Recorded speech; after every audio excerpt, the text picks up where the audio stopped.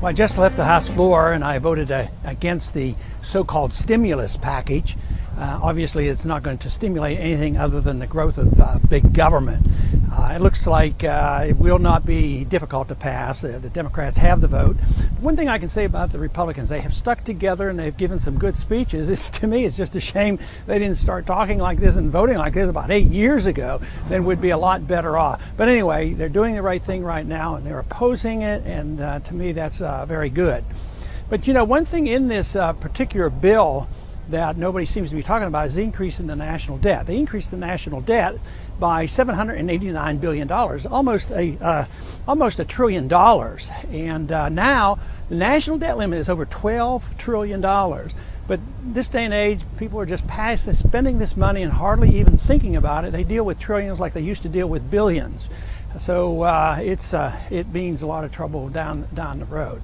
But, you know, the process of this legislation was a little bit more annoying than most of the things that we do here. This bill turned out to be over 1,000 pages.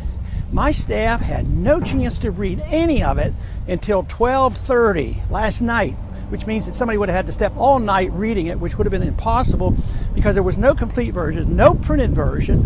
There were only 4 hard copies, 5 hard copies available to the House of Representatives. I couldn't have even gotten a copy of it if I had wanted to. And it is still, some of the bill is still in handwriting. So this to me is just an atrocious way to legislate.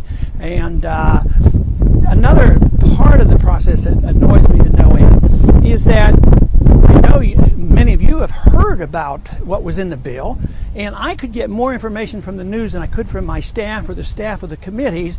But what happens is conservative staffers who know a little bit about a bill will leak a large portion of the bill to certain groups, the same way with the liberal Democrats.